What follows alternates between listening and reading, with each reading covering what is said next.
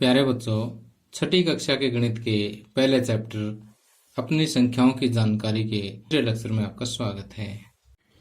इससे पिछले वीडियो में हमने 1 करोड़ तक की संख्याओं को भारतीय संख्यांकन पद्धति व अंतर्राष्ट्रीय संख्यांकन पद्धति में लिखना व पढ़ना सीख लिया था और उसकी प्रैक्टिस के लिए हमने एनसीईआरटी बुक की प्रश्नावली 1.1 के प्रश्नों को भी हल कर लिया था। और आज के इस लेक्चर में हम जो पिछले लेक्चर में बड़ी संख्याएं पढ़ी थी, यानी 1 करोड़ तक की संख्याएं, उनका वास्तव में प्रयोग कहाँ होता है, व्यवहारिक जीवन में कहाँ प्रयोग होता है और किस तरह से हम उनका प्रयोग करते हैं, उसी से संबंधित जो है हम हमारी बुक में जो उदाहरण नंबर 1 से 4 दिए हुए हैं उन उदाहरणों को हल करेंगे। वास्तव में इन उदाहरणों में और कुछ नहीं, सिंपल जोड़, घटा, गुणा और भाग से संबंधित सवालों को हल करेंगे। जैसे हम 5वीं कक्षा तक 10 लाख तक की संख्याओं के जोड़, घटा, गुणा, भाग करते आए हैं, उसी तरह से इसमें बस 1 अंक और बढ़ जाएगा या किसी क्वेश्चन में 2 अंक भी बढ़ जाते हैं, तो सारा मेथड वही रहेगा। तो आइए शुरुआत करते हैं। अब यहाँ पर पहला उदाहरण है कि वर्ष 1991 में सुंदरनगर की जनसंख्या 2,35,471 थी। वर्ष 2001 में पता चला कि जनसंख्या में 72,958 की वृद्धि हो गई है। वर्ष 2001 में इस शहर की जनसंख्या क्या थी? अब देखिए कि यहाँ पर इस स्टेटमेंट को हम दोबारा से समझते हैं कि ये कोई शहर है जिसका नाम क्या है, सुंदरनगर शहर है। और वर्ष 1991 में जब इसकी जनसंख्या देखी तो ये थी 2,35,471। अब 10 साल बाद यानी 2001 में हमें ये पता चला कि इसमें 72,958 की वृद्धि हो गई है, इतने बढ़ गए हैं लोग। ठीक, तो अब 2001 में कुल कितने जनसंख्या यहाँ पर है, कुल कितने लोग यहाँ पर रहते हैं? तो देखो, इतने तो पहले थे, इतने इसमें बढ़ गए हैं, तो इसका मतलब टोटल अगर निकालेंगे तो इन दोनों का क्या होगा, जोड़ होगा। तो इतना आपने सोचना है, इन दोनों को प्लस कर देना है। अब लिखने का तरीका देखिए, यहाँ पर हम हल लिखेंगे। वर्ष 1991 में सुंदरनगर की जनसंख्या, सुंदरनगर की जनसंख्या कितनी है, 2,35,471। अब जनसंख्या में वृद्धि, जनसंख्या में वृद्धि कितनी होगी, वृद्धि का मतलब बढ़ोतरी कितनी होगी, 72,958। ठीक, अब वर्ष 2001 में जनसंख्या, वर्ष 2001 में जनसंख्या क्या होगी, इन दोनों का प्लस होगा, 2,35,471 प्लस 72,958। अब देखिए, चाहे तो आप यहाँ पर सीधा जोड़ कर दीजिए, अगर आप चाहते हैं कि मैं अलग करके देखूं तो यहाँ पर आप अलग भी करके देख सकते हैं। ठीक, अब जोड़ का सवाल की स्टेटमेंट लिखते टाइम पीछे से जो इकाई का अंक है वो एक सीध में होना चाहिए, दहाई के अंक आपस में एक सीध में होना चाहिए। इस साइड कोई किसी भी संख्या का अंक बच जाए कोई चक्कर नहीं, यहाँ से बिल्कुल सवाल सीधा होना चाहिए पीछे से। अब इसका जोड़ कर दीजिए, 8 और 1 9, 7 और 5 12 और 9 और 1 10, 4 14, 5 और 2 7 और 1 8, 7 और 3 10 की 0 हासिल 1 और 2 3। अब देखिए, इसको पढ़ेंगे कैसे। पढ़ने के लिए जो है 3 अंकों के बाद कोमा, फिर 2 के बाद 3,08,429, 3,08,429, ये जो है वर्ष 2001 की जनसंख्या आ गई है इसकी। ओके, अब देखिए दूसरे उदाहरण में कहता है कि किसी राज्य में वर्ष 2002-3 में 7,43,000 साइकिलें बेची गई वर्ष 2003-4 में बेची गई साइकिलों की संख्या 8,100,000 थी। किस वर्ष में अधिक साइकिलें बेची गई और कितनी अधिक बेची गई? तो यहाँ पे देखिए कि 2002-3 में कितनी साइकिलें थी? 7,43,000 साइकिलें बेची गई। और 2003-4 में 8,100,000 बेची गई।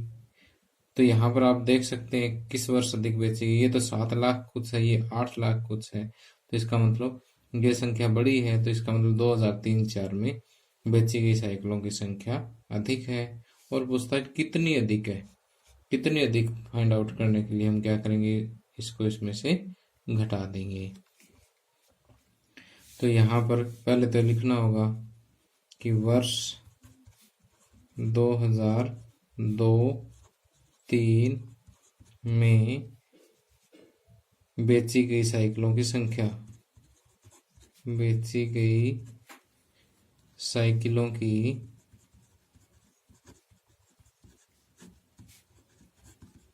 संख्या, कितनी साइकिलें बेची? 7,43,000। ओके। वर्ष 2003-4 में बेची गई साइकिलों की संख्या 8,100,000। तो यहाँ से स्पष्ट है कि वर्ष 2003-4 में अधिक साइकिलें बेची गई। या फिर आप इसको ये भी कह सकते हो कि 7,43,000 जो है वो कम है और 8,100,000 अधिक है। ठीक। अतः वर्ष 2003-4 में 2003-4 में बेची गई साइकिलों की संख्या अधिक थी। बेची गई साइकिलों की संख्या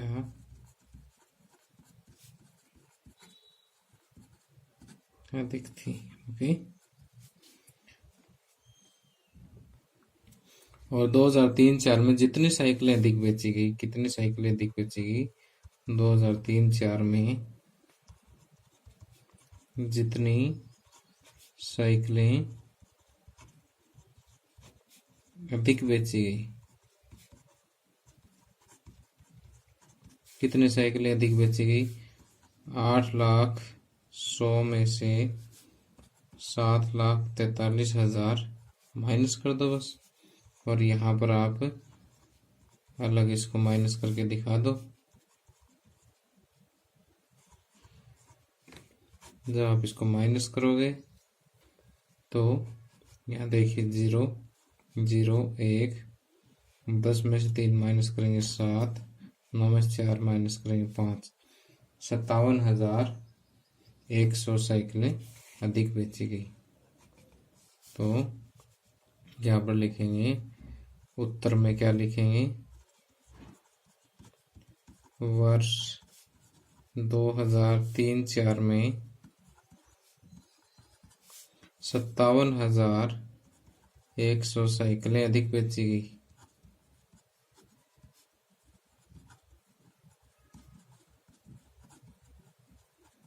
ओके। तो इस तरह से आपने ये पूरा सम करना है।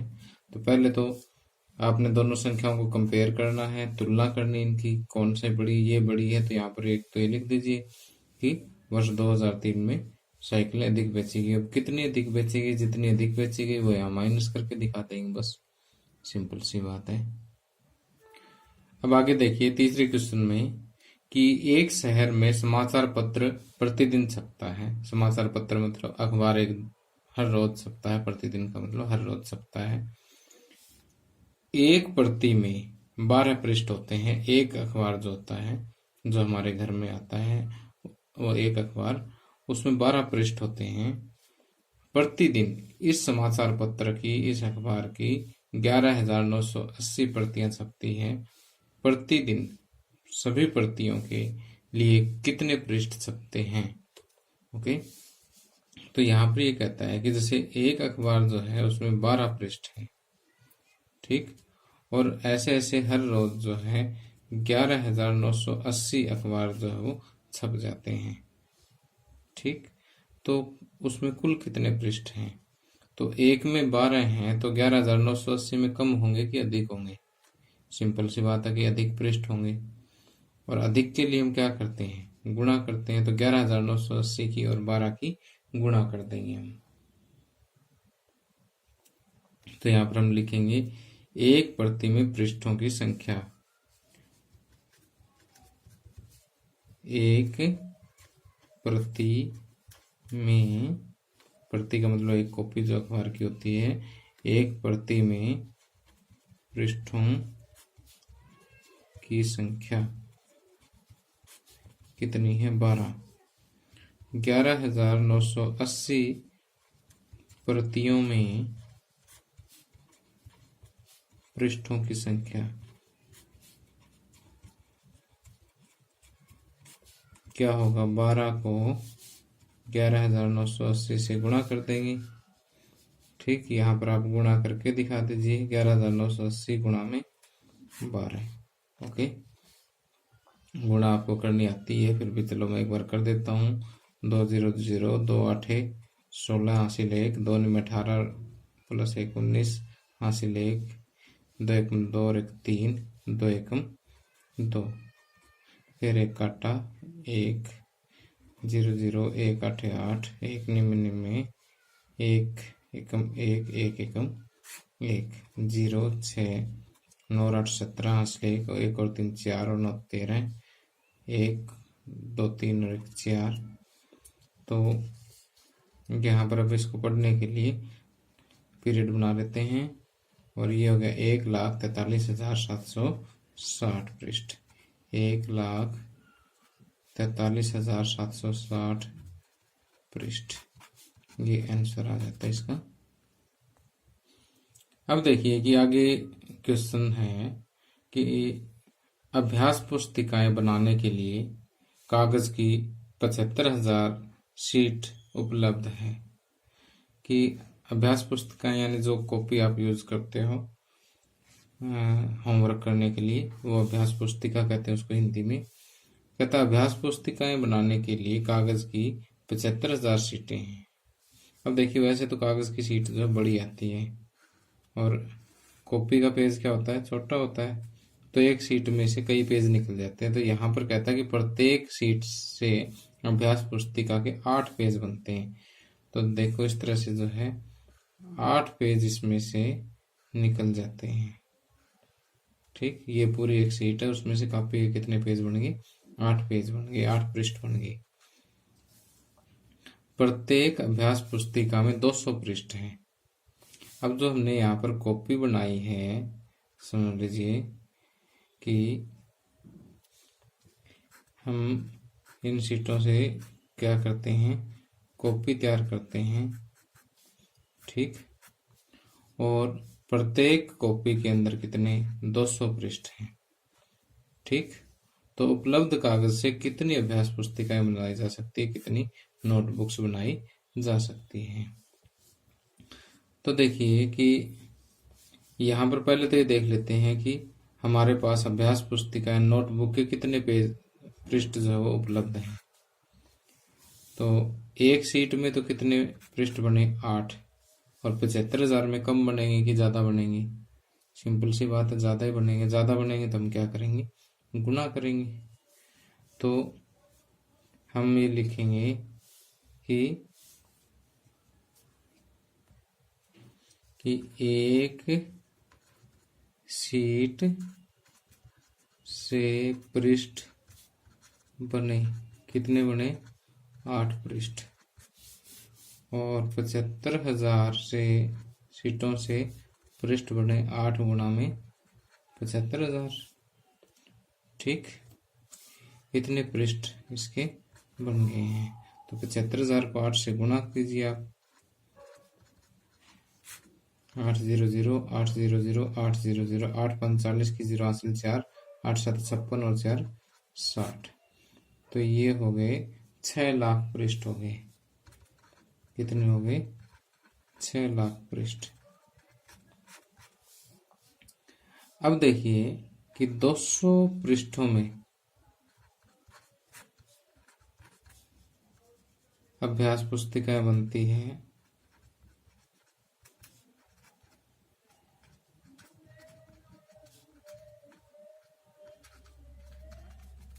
बराबर 1। 200 पृष्ठों में तो 1 बनी, 1 पृष्ठ में कम बनेगी, कम बनेगी मीन्स कि 200 से भाग, और 6 लाख से,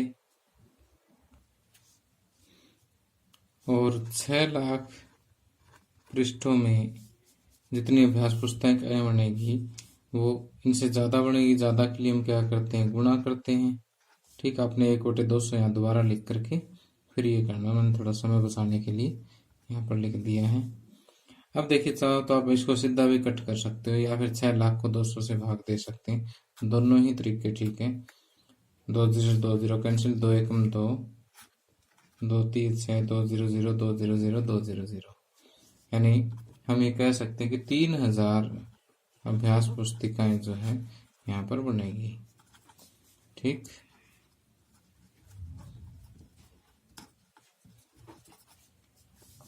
और इसको आप यहाँ पर 6 लाख को 200 से भाग भी दे सकते हैं। ओके,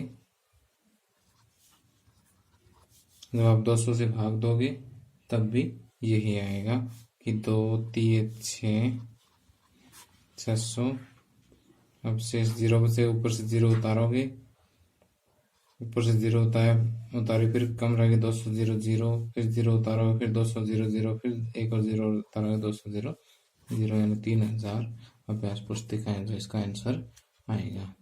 ओके, चाहो तो आप यहाँ पर भाग करके भी दिखा सकते हो। तो प्यारे बच्चों, इसी के साथ हमारा ये चौथा लेक्चर समाप्त होता है। आगे 5वें लेक्चर में हम प्रश्नावली 1.2 के प्रश्नों को हल करेंगे।